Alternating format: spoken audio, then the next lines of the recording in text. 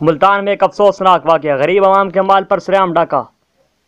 تفصیلات کے مطابق احساس کفالت پروگرام امداد کی تقسیم میں فراڈ کا انکشاف ہوا ہے۔ ترجمان پولیس کے مطابق احساس کفالت پروگرام سینٹر میں امدادی رقم کی تقسیم کے دوران مستحق افراد میں دستخط انگوٹھے لگا کر رقم نہ دینے کا واقعہ سامنے آیا ہے، جس پر 4 افراد کو گرفتار کر لیا گیا ہے۔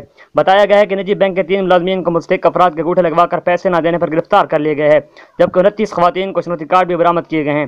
جبکہ بھاولپور میں احساس امداد پروگرام کے تحت ملنے والے 12,000 روپے میں سے 500 روپے کٹوتی کر کے 11,500 دینے پر ایک شخص کو گرفتار کیا گیا ہے۔ دوسری جانب کراچی سمیت پورے سندھ میں امداد کی رقم سے 500 روپے کٹوتی کرنے پر 10 ملزموں کو گرفتار کر لیا گیا ہے۔ واضح ہے اس احساس ایمرجنسی کیش پروگرام کے تحت مستحق خاندانوں میں نقد امداد کی تقسیم شروع کر دی گئی ہے۔ ثانی رشتہ نے جمعرات کو بتایا کہ پہلے مرحلے میں کفالت پروگرام سے مستفید ہونے والوں میں نقد امداد تقسیم کی جا رہی ہے۔ انہوں نے کہا ہے کہ کرونا وبا کے پھیلاؤ سے بچنے کے لیے تقسیم کی جگہوں پر خصوصی انتظامات کیے گئے ہیں۔ کرونا وائرس کی وجہ سے مالی مشکلات کا شکار مستحق خاندانوں کو احساس ایمرجنسی کیش پروگرام کے تحت 12,000 روپے فی کس دیے جائیں گے۔ حکومت نے اس مقصد کے لیے 144 ارب روپے مختص کیے ہیں۔